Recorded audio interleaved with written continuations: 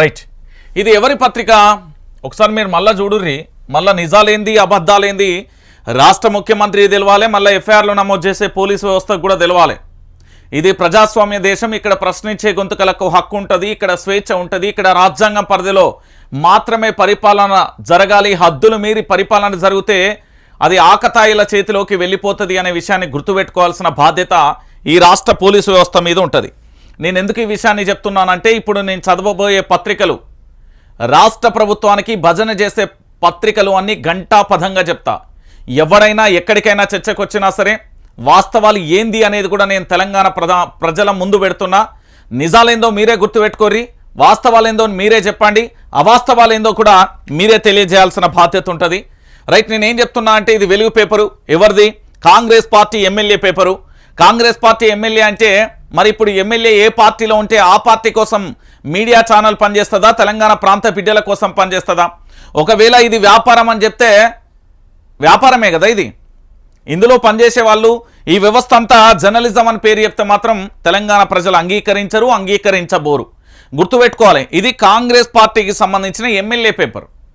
మళ్ళీ చెప్తా ఉన్నా, ఇది తెలంగాణ ప్రాంత ప్రజల కోసం, తెలంగాణ భౌగోళికంగా ఆర్థికంగా లేకపోతే తెలంగాణ మరొకసారి పునర్నిర్మాణమో బంగారు తెలంగాణ కావడానికి అందులో కీలక పాత్ర పోషించే పేపర్ కాదు. ఇది భజన పేపర్ అని గుర్తుపెట్టుకోరి. అధికార పార్టీకి సంబంధించిన ఎమ్మెల్యే పేపర్. నేను క్లియర్ కట్గా చెప్తున్నా. ఈ పేపర్లో ఒక అంశం వచ్చింది. ఈ అంశాన్ని మీరు మళ్ళొకసారి క్లియర్ కట్గా ఒకసారి అందరు చదువుర్రి. 2 అక్షరాలు ఉంటాయి. ఒకసారి నేను చదువుతున్నా, ఒకసారి మీరు అందరు చూడుర్రి. ఆడ ఏమున్నది? ఫేక్ న్యూస్ పై సీఎం సీరియస్. ఫేక్ న్యూస్ పై సీఎం ఏమన్నాడు అంటే సీరియస్ అవుతున్నాడు. ఫేక్ న్యూస్ ఎవరు క్రియేట్ చేస్తారు? ఫేక్ న్యూస్ క్రియేట్ చేసేవారు ఎవరు? ఫేక్ న్యూస్ ఎందుకు క్రియేట్ చేయాల్సి వస్తుంది? ఫేక్ న్యూస్ వల్ల ప్రయోజనం పొందేది ఎవరు? జర్నలిజానికైతే సంబంధం లేదు. జర్నలిజం అలాంటి పనులు చేయదు, మనకు సంబంధం లేని విషయం. మరి ఎవరు క్రియేట్ చేస్తారు ఈ ఫేక్ న్యూస్ అనేది? రాజకీయ పార్టీలకు సంబంధించిన కార్యకర్తలు, ఆ పార్టీలకు సంబంధించిన నేతల ఆదేశాల అనుసారం మాత్రమే ఈ ఫేక్ న్యూస్ అనేది క్రియేట్ చేయబడుతుంది. ఎందుకు ఈ మాట అంటున్నానంటే ఒకసారి మీరు గుర్తుపెట్టుకోవాలి. ఈ స్టేట్మెంట్ ఇచ్చే ముందు పాపం ముఖ్యమంత్రి గారు వెనక ముందు ఆలోచించారో లేదో తెలియదు, కానీ నేనైతే బాగా ఆలోచించిన. ఎందుకు ఈ విషయాన్ని చెప్తున్నానంటే తెలంగాణ బిడ్డలారా ఒకసారి మీరు అందరూ కూడా ఆలోచించుకోర్రి. ఈ ఫేక్ న్యూస్ పంచాయతీకి సంబంధించి క్లియర్ కట్గా మీకు ఒకసారి చెప్తా. ఆ కాంగ్రెస్ పార్టీ విపక్షంలో ఉన్నప్పుడు ఇదే ఉత్తమ్ కుమార్ రెడ్డి మీద అడ్డగోలుగా సోషల్ మీడియాలో రాస్తా ఉంటే అతను వెళ్ళి పోలీసులకు ఫిర్యాదు చేస్తే ఈ ఫిర్యాదుతోని వీళ్ళు ఏం చేసిర్రు, సోదాలు స్టార్ట్ చేస్తే ఆ సోదాల ఆధారంతో ఎవరు చేసిర్రో వాళ్ళ మీద క్లియర్ కట్గా కూడా ఒక అంశం వచ్చింది. అంటే ఫేక్ న్యూస్ ఎవరు క్రియేట్ చేసిర్రు అనేది నెంబర్ 1. ఇక నెంబర్ 2, తెలంగాణ రాష్ట్రంలో కాంగ్రెస్ పార్టీ అధికారంలోకి వచ్చిన తర్వాత ఈ దేశానికి సంబంధించిన హోంమంత్రి అమిత్ షా వీడియోను ఎవరు ఫేక్ వీడియో తయారు చేసిర్రు అనేది ఒకటి మీరు గుర్తుపెట్టుకోవాలి. అమిత్ షాకు సంబంధించి చర్యలు ఎక్కడి నుండి తీసుకున్నారు, ఢిల్లీ నుండి వచ్చిన పోలీసులు ఏం సమాన్లు ఇచ్చిళ్ళు, వాళ్ళకి ఎలాంటి నోటీసులు ఇచ్చిళ్ళు, ఇచ్చిన తర్వాత వాళ్ళని అరెస్టు చేయొద్దని ఎందుకు చెప్పిళ్ళు, అది మా పరిధిలో లేదు సోషల్ మీడియా అని చెప్పింది ఎవరు? మరి ఫేక్ న్యూస్ క్రియేట్ చేసింది ఎవరు? నెంబర్ 2 అయిపోయింది. ఇప్పుడు సార్ చెప్పిన ముచ్చట మీద నేను మాట్లాడాలి. చాలా ఇంపార్టెంట్ విషయం. నేను నిజంగా లైవ్కు రాకపోదును, తీవ్రమైన సమస్య వల్ల నేను బయట ఉందాం అనుకున్నా, కానీ రావాల్సి వచ్చింది. నేను చెప్తున్నా కదా, నీ ఫేక్ న్యూస్ మీద చాలా సీరియస్ కావాల్సింది నువ్వు కాదు, మేము. ఈ ఫేక్ జర్నలిజాన్ని పట్టుకొని ఫేక్ పిఆర్ స్టంట్లతోని ఫేక్ వార్తలతోని యావత్తు తెలంగాణ ప్రాంత బిడ్డల మీద అక్రమ కేసులు బనాయించి జరిగింది జరిగినట్టుగా ఉన్నది ఉన్నట్టుగా చెప్పేది ఎవరు? జర్నలిస్టు సోదరులు, సోషల్ మీడియా. అంటే సోషల్ మీడియాలో కొన్ని చోట్ల హద్దులు దాటొచ్చు, దాన్ని నేను యాక్సెప్ట్ చేస్తా, ఓకేనా? కానీ ఈ ఫేక్ న్యూస్ మీద ఎవరు సీరియస్ కావాలి? సీఎం కాదు సీరియస్ కావాల్సింది. ఫస్ట్ జర్నలిజానికి మంచి చేయాలి. ఈ జర్నలిజాన్ని వడపోత కార్యక్రమం చేసి ఈ జర్నలిజంలో అసలు సిసలైన వార్తలు ఏంటో తెలియజేసే ప్రయత్నంలో వాస్తవాలను శాటిలైట్ ఛానళ్లలో లోగోల గురించి, ఆర్టీసీ లోగోల గురించి చాలా శాటిలైట్ ఛానళ్లలో వాళ్ళు ప్రచురించిన వాటన్నింటినీ కూడా మా దగ్గర ఆధారాలు ఉన్నాయి. అయినా కూడా వాళ్ళ మీద ఎందుకు కేసులు బనాయించిలో ఇప్పటి వరకు కూడా అర్థం కాని పరిస్థితికి పాపం మీ రాష్ట్ర ముఖ్యమంత్రి సమాధానం చెప్పలేకపోయారు. రాష్ట్ర ముఖ్యమంత్రి బాధ ఏంటంటే ఫేక్ న్యూస్ అంటే తెలంగాణలో కరెంటు పోతుందని రాష్ట్రం అనుకో, కరెంట్ ఎక్కడ పోయింది, ఎన్ని గంటలకు పోయింది, ఆధారాలు ఉన్నాయా, ఆ న్యూస్ ఎట్లా స్ప్రెడ్ చేస్తావు అని చెప్తాడు. మరి ఇదే ముఖ్యమంత్రి ప్రెస్ మీట్ పెడితే ఏ దేన్ని బేస్ చేసుకొని మాట్లాడిండు అనేది కూడా మనం పరిగణనలోకి తీసుకోవాల్సి వస్తుంది. దేని ఆధారితంగా మరి ముఖ్యమంత్రి మంత్రులు మాట్లాడితే ఫేక్ న్యూస్ అని తెలిసిన తర్వాత దాని మీద మేము కనుక ఎంక్వైరీ చేయదలుచుకుంటే ఎట్లా అనేది తెలంగాణ సమాజానికి ఉన్న ప్రశ్న. పాపం దీని గురించి రేవంత్ రెడ్డి గారు క్లారిటీ ఇస్తారేమోనని నేను అడుగుతా ఉన్నా. రైట్, ముఖ్యమంత్రి గారు ఏం మాట్లాడారు, ఈయన మాట్లాడడానికి కారణం ఏంటి, ఈ అంశం ఈ హెడ్లైన్ ఎందుకు తెలంగాణ ప్రజల ముందుకు వచ్చింది అనేది మీరు గుర్తుపెట్టుకోవాలి. దీనికి చాలా అంశాలు ఉన్నాయి. రాష్ట్ర సర్కార్ను బదనాం చేస్తే సహించబోమని వార్నింగ్. ఏమన్నారు మీరు మళ్ళీ చెప్పాలి, నేను మళ్ళీ చదువుతా. రెడ్ లైన్తో ఉన్నది, ఇది రక్తపు సుక్కలతోనే రాసిర్రు అనుకుందాం మనం. ఏమని, రాష్ట్ర సర్కార్ను బదనాం చేస్తే సహించబోమని వార్నింగ్. రాష్ట్ర ప్రభుత్వం మంచిగా చేస్తే మనకేం సమస్య? 6 గ్యారంటీలు 13 అంశాలు 100 రోజులలో నెరవేర్చాలి, నెరవేర్చలేదు, అది చెప్పడం తప్పవుతుంది. అంతేనా? మీ రాష్ట్ర సర్కార్ను బదనాం చేయడం. త్రాగునీరుకు సమస్య ఉంది అని బిందెలతోని వాళ్ళు అల్లాడిపోతూ ఉంటే ఆ సమస్యను చెప్తే అది బదనాం అవుతుంది. ఊళ్ళో కరెంటు 4-5 గంటలు పోతుంది, దాని గురించి చెప్తే అది బదనాం అయిపోతుంది. సోషల్ మీడియాలో చక్కర్లు కొడుతున్న వార్తను షేర్ చేస్తే అది బదనాం అయిపోతుంది. అక్రమ కేసులు బనాయిస్తే అవి అక్రమ కేసులు అని తెలిసినా కూడా దాని మీద ఎంక్వైరీ చేసినా కూడా దాని గురించి చెప్తే బదనాం అయిపోతుంది. దాడులు జరుగుతున్నాయని చెప్తే దాని గురించి బదనాం అయిపోతుంది. కానీ రియాలిటీ ఏంటిదయ్యా? రాష్ట్ర సర్కారుకు సంబంధించి పగబట్టుకొని బదనాం చేయాల్సిన అవసరం అయితే నాకు లేదు, ఈ తెలంగాణలో ఎవరికీ లేదు. నువ్వు మంచి చేస్తే జయహో రేవంత్ రెడ్డి అంటారు కానీ నేను బదనాం చేసే ఆలోచన ఈ తెలంగాణ ప్రాంత బిడ్డలకు లేదు. ఎందుకంటే నువ్వు పెద్ద నీకు నువ్వే ఎక్కువ ఊహించుకుంటున్నావు. నాకు తెలిసినంత వరకు అతిగా ఊహించుకుంటున్నావు. అంత సీన్ లేదనేది అందరికీ తెలుసు. రేవంత్ రెడ్డి సర్కార్ను కాంగ్రెస్ ప్రభుత్వాన్ని పనిగట్టుకొని దాన్ని విమర్శలు చేయాల్సిన అవసరం ఈ తెలంగాణలో ఎవరికీ లేదు. మీరిచ్చిన హామీలు ఏవైతే ఉన్నాయో, మీరు చెప్పిన అంశాలు ఏవైతే ఉన్నాయో వాటిని అమలు చేస్తే సరిపోతుంది మాకు. మీరు ఇచ్చిన ఏదైతే 100 రోజులలో 6 గ్యారంటీలు 13 అంశాలని చెప్పారు చూడండి, అది అమలు చేస్తే సరిపోతుంది మాకు. దానితో పాటుగా పరిపాలన అనేది ప్రశ్నించే గొంతుకగా మేము విమర్శించున్నాం కాబట్టి ప్రశ్నించే గొంతుకలం.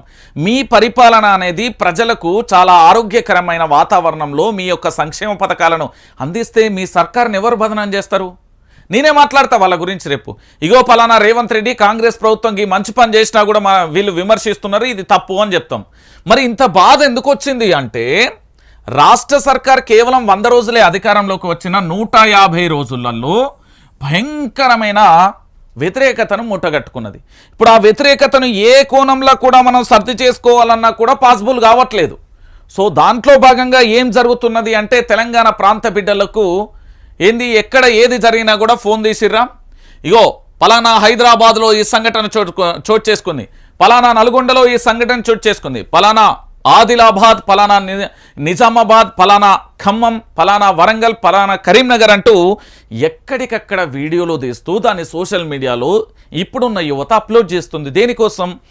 నాకు ఇక్కడ అన్యాయం జరిగింది, న్యాయం జరగాలని చెప్పింది. నిన్న ఒక తల్లి మీరందరూ చూసిర్రు, నాగోలు పరిసర ప్రాంతాల్లో అంటే ఎల్బీ నగర్ నియోజకవర్గంలో, బహుశా అక్కడే అనుకుంటా, ఏంది రోడ్డు బాగోలేకపోవడంతో నీళ్ళన్నీ నిలిచిపోవడంతో తన పిల్లలతోని స్కూటీ మీద వెళ్తూ ఉంటే స్కిడ్ అయ్యి అందులో పడడం వల్ల ఆ గుంత ఉండడం వల్ల పూర్తి స్థాయిలో కూడా ఏం జరిగింది అంటే తన పిల్లలకు గాయాలైపోయిన పరిస్థితి కనబడ్డది.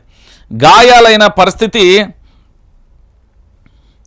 ఏం జరిగింది, గాయాలైన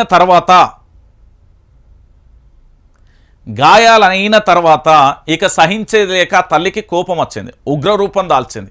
ఆ నీళ్ళల్లో కూర్చొని ఇది బాగు చేస్తారా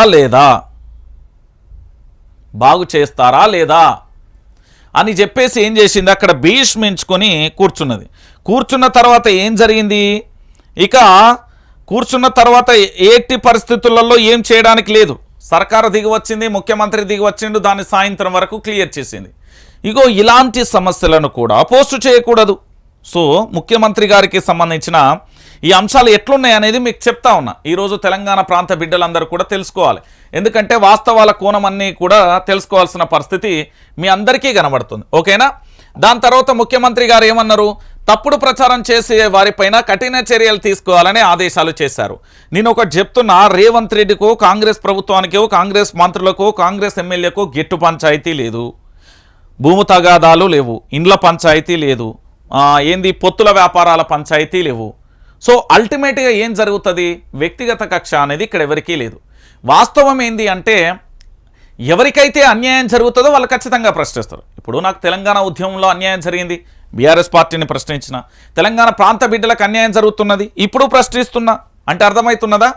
ఎక్కడ అన్యాయం జరిగిపోయిన తర్వాత ఉద్యమకాలను పట్టించుకోలే, లాఠీ దెబ్బలతోని రకరకాలుగా ఇప్పటికీ ఒక తరం ఆగమైపోయింది. దాని తర్వాత కేసులతోని మరికొంతమంది ఒంటి మీద గాయాలతోని ఇంకొంతమంది కూడా వారి యొక్క జీవితాలను తృణప్రాయంగా ఈ తెలంగాణ రాష్ట్రం కోసం త్యాగం చేశారు. ఇప్పుడు కాంగ్రెస్ ప్రభుత్వాన్ని మనం 100 రోజులలో ఎవరు అడగలే, అన్నా 100 రోజులలో మీరు 6 గ్యారంటీలు ఇవ్వండి, వాటిని ఖచ్చితంగా 13 అంశాలను ఏవైతే ఉన్నాయో వాటిని 100 రోజులలో అమలు చేయమని ఈ తెలంగాణ ప్రజలు ఏ ఒక్కరు కూడా బాంచననో లేకపోతే రిక్వెస్టో లేకపోతే బతిలాడో భామాడో ఎవరు అడగలే. కానీ ఎవరు చేసిర్రు ఇది? మీ అంతటా మీరు మేనిఫెస్టో పెట్టిన పరిస్థితి కనబడుతుంది. ఈరోజు అంత జరుగుతుంది కదా, దాని గురించి మాట్లాడతారు. ఎవరికైతే అన్యాయం జరిగిందో వాళ్ళ గురించి ప్రశ్నిస్తారు.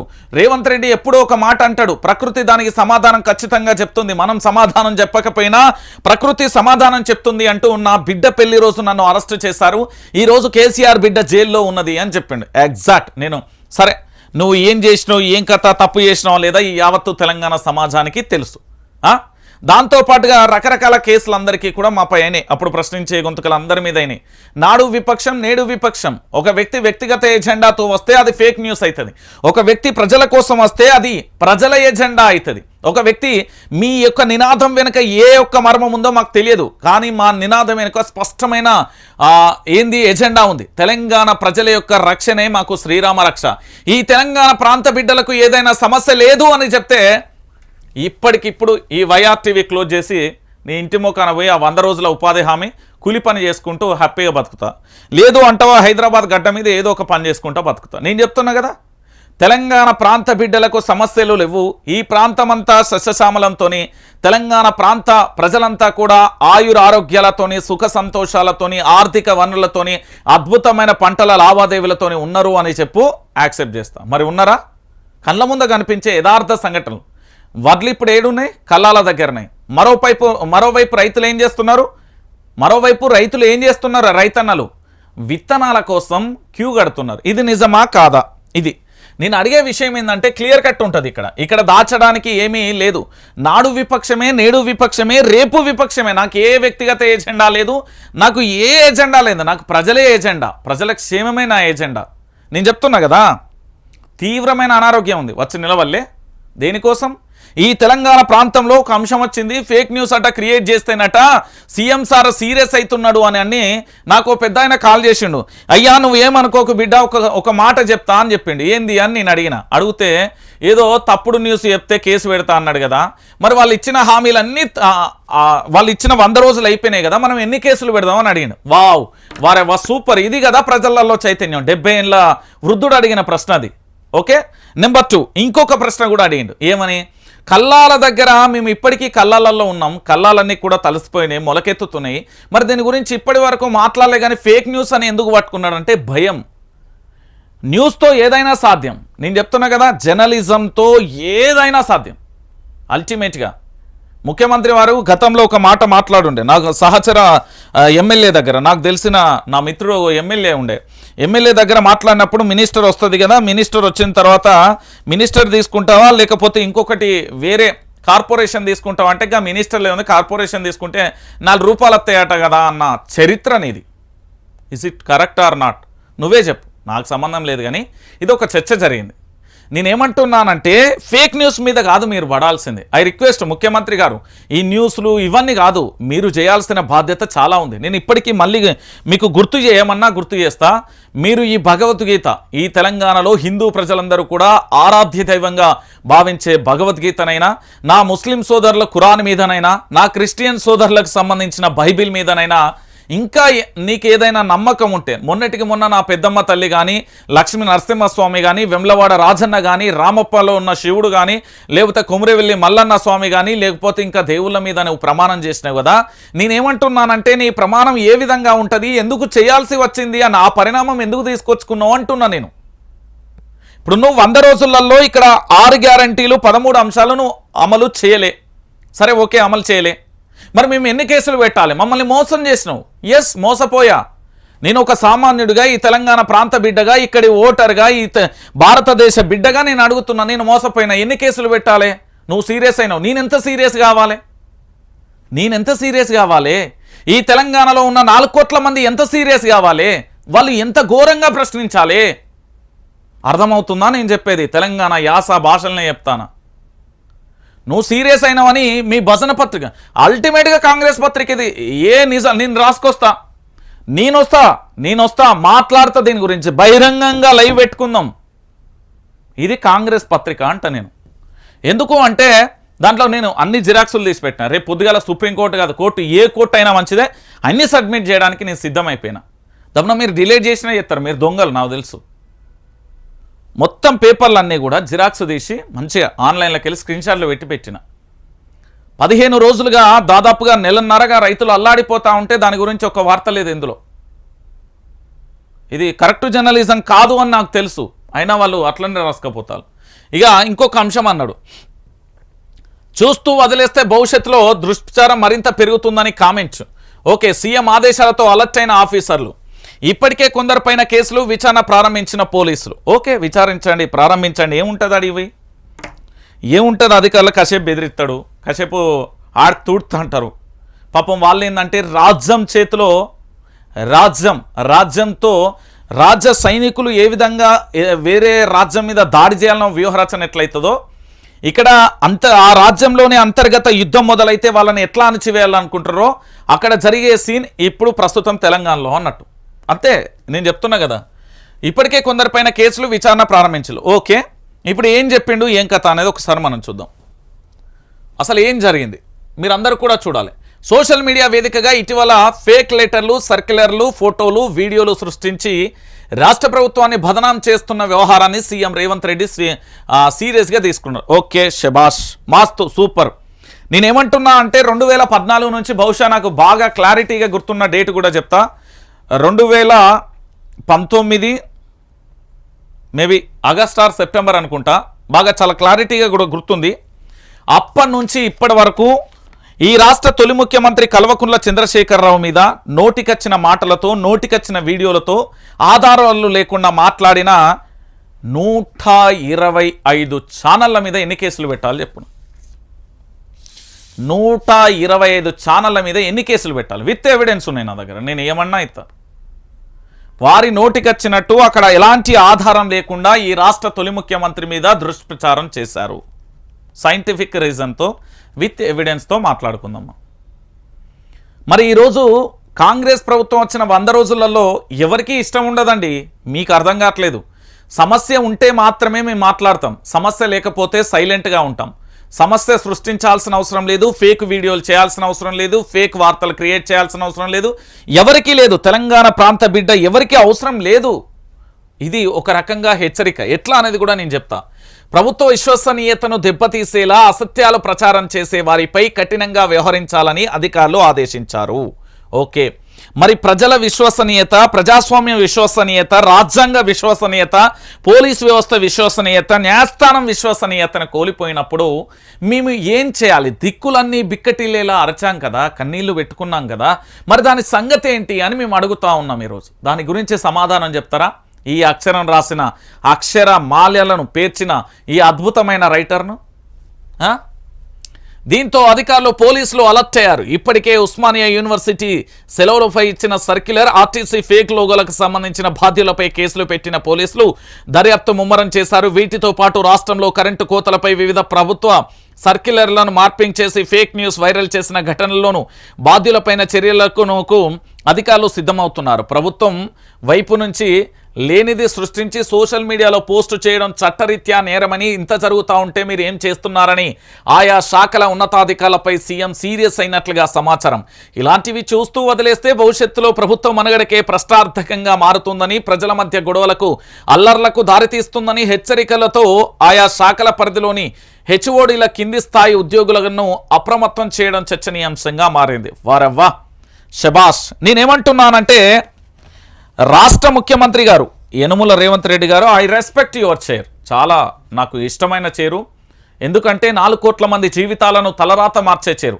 నేను ఇక్కడ మీరు ఒక మాట మాట్లాడారు. మీరేమన్నారు? ఇక్కడ ప్రజల మధ్య అల్లర్లకు దారితీసే హెచ్చరికలతో ఆయా శాఖల పరిధిలోని హెచ్ఓడీల కింది స్థాయి ఉద్యోగులను అప్రమత్తం చేయడం చర్చనీయాంశంగా మారింది. ఓకే శబాష్.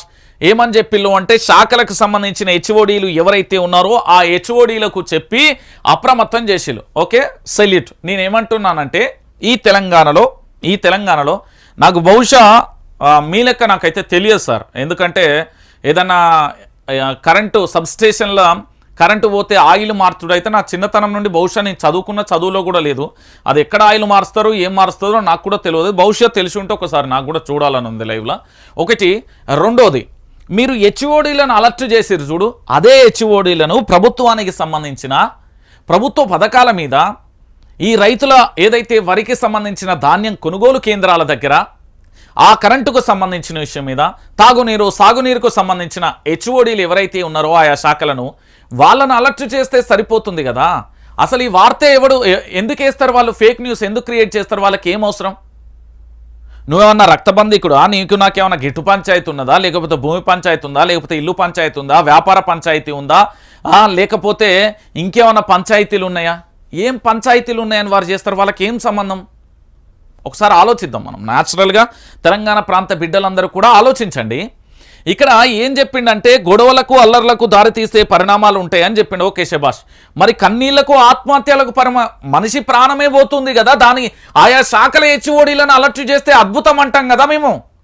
మరి దాన్ని ఎందుకు చేయలేకపోయారు అని నేను అడుగుతా ఉన్నా. నేను ఎక్కువ అడగట్లేదు. నువ్వు చెప్పిన అంశాన్ని, నీ పత్రికలో రాసిన అంశాన్ని నేను క్లియర్ కట్గా నీకే చెప్తున్నా. ఇంతటితో అయిపోయిందా? ఓయూ సర్క్యులర్ నుంచే మొదలు. గత నెలలో ఓయూ సర్క్యులర్ రిలీజ్ అయినప్పటి నుంచే ఈ ఫేక్ పోస్టుల పరంపర మొదలైంది. మే 1 నుంచి 31వ తేదీ వరకు యూనివర్సిటీ సెలవులు ప్రకటిస్తూ చీఫ్ వార్డెన్ ఉత్తర్వులు జారీ చేయడానికి కొందరు వివాదాస్పదం చేశారు. దాంట్లో మొన్న క్రిషాంక్ భాయ్ ఏం చేసిండంటే, క్రిషాంక్ భాయ్కి సంబంధించి ప్రధానంగా ఆయన చెప్పిన అంశం ఒకటే. ఎవరో షేర్ చేసి దాన్ని అట్లనే షేర్ చేసిండు. ఇది వాస్తవం. కేసులు పెట్టిలు. అర్ధరాత్రి ఆయనను అరెస్ట్ చేసిన ఘటనలు కూడా చూస్తాం. సో ఒకసారి చూడరు. వదిలేస్తే హెచ్చు మీరుతుందని నిరుడు డిసెంబర్ 7న కాంగ్రెస్ అధికారంలో వచ్చినప్పటి నుంచే సోషల్ మీడియాలో ప్రభుత్వంపై కొన్ని వర్గాలు పనిగట్టుకుని దుష్ప్రచారం చేస్తున్నట్లుగా ఇంటెలిజెన్స్ ఆఫీసర్లు సీఎం రేవంత్ రెడ్డికి రిపోర్ట్ ఇచ్చారు. ఓకే, ఏమని? డిసెంబర్ 7 నుంచి. ఎందుకు? మాకేమవసరం నీతోని? నేను మళ్ళీ అడుగుతున్నా. నువ్వు కూర్చునే కుర్చీలో 4 కాళ్ళు ఉంటాయి. దానికి ఆ కాల్లో వైఆర్టీవీ అయితే కీలకం. నీ కుర్చీ కింద ఉండే 4 కాళ్ళల్లో ఒక కాలు నాదే. బరాబర్ ఇది ఎక్కడైనా చెప్తా. అన్యాయంగా అక్రమ కేసుల పాలైన, అన్యాయంగా ఒంటి మీద దెబ్బలు తిన్న, అక్రమ కేసులకు బదనైన, మానసిక శారీరక వేధింపులు చేసిన నీ ప్రభుత్వం నిలబడడానికి నీకు కారణమైన, నీ ప్రభుత్వం ఏర్పడిన తర్వాత మళ్ళీ నువ్వు అదే చేస్తే చర్యకు ప్రతి చర్య ఉంటుంది కదా. నేననే కదా, ఇట్లా చాలామంది నీకు తెలియదేమో నీ కింది స్థాయిలో జరిగిన వ్యవస్థలో. ఎందుకంటే తెలంగాణలో నీకు కొందరు జర్నలిస్టులే కనబడతారు. అందరు ఎందుకు కనబడతారు? కొన్ని వర్గాలు పనిగట్టుకొని ఏం చెయ్యి. పలానా కాడ పంట ఎండిపోతుంది, అక్కడ పోయి న్యూస్ రిపోర్టింగ్ చేస్తాం.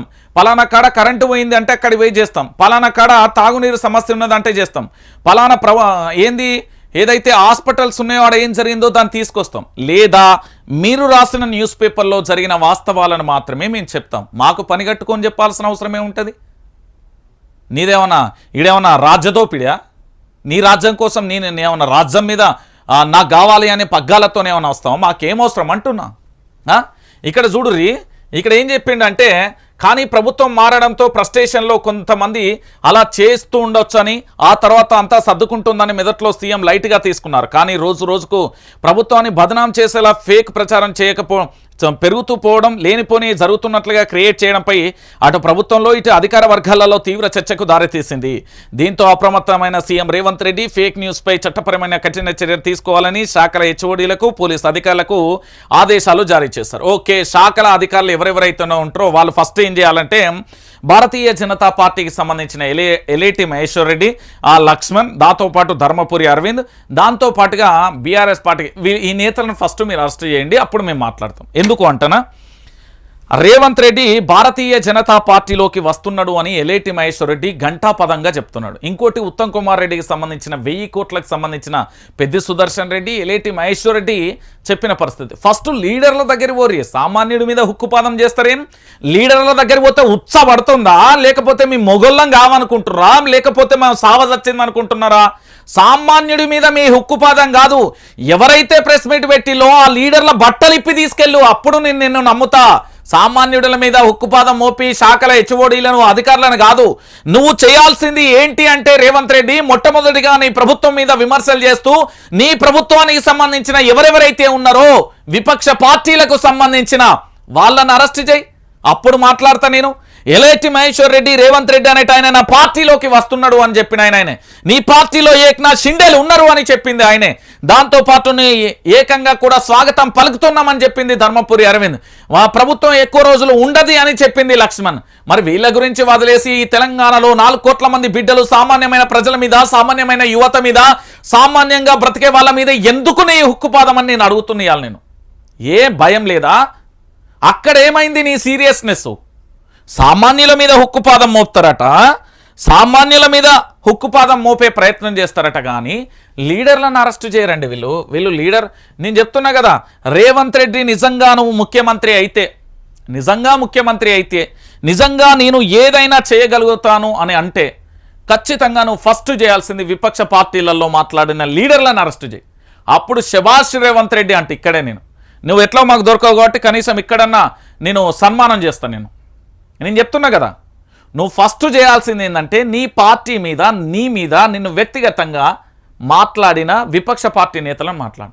వాళ్ళు ఏదైతే మాట్లాడతారో అది పేపర్లో వస్తుంది. ఆ పేపర్లో వచ్చిన వార్తలైనా మేము చదువుతాం.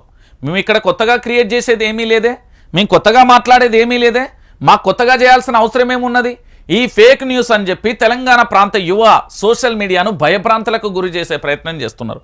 నేను ఒకటే చెప్తున్నా, తెలంగాణ సోషల్ మీడియా వారియర్స్ అందరికీ కూడా, ఇగో ఇక్కడ వైఆర్టీవీ ఉన్నది, కంఠంలో ప్రాణం ఉన్నంత వరకు ఈ తెలంగాణ జాతి, నీతి, నిజాయితీ, తెలంగాణ ప్రాంతం కోసం ఆనాడు ఒంటిపై దెబ్బలతోని, రక్తపు చుక్కలతోని నేలరాలిపోతామో ఉంటామో తెలియని బ్రతుకులలో బ్రతికిన బ్రతుకు.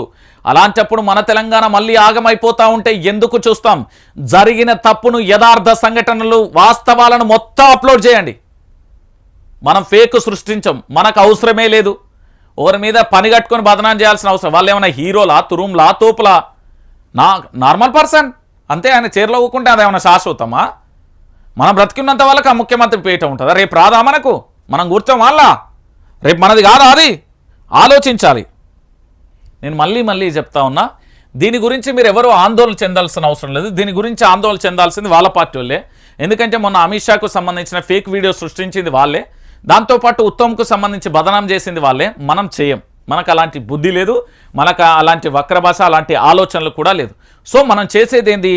సమస్య ఎక్కడ ఉంటే అక్కడ నిలబడతాం. సమస్య ఏంటి అంటే దాన్ని ప్రజెంట్ చేస్తాం, వాస్తవం ఏందో చెప్తాం. వీళ్ళు అరెస్టు చేయదలుచుకుంటే రేపు పొద్దుగాల ఫేక్ న్యూస్ పేరుతోని ఈ రాష్ట్ర ముఖ్యమంత్రి అరెస్టు చేయదలుచుకుంటే మొట్టమొదటిసారిగా విపక్ష నేతలను అరెస్టు చేయాలి.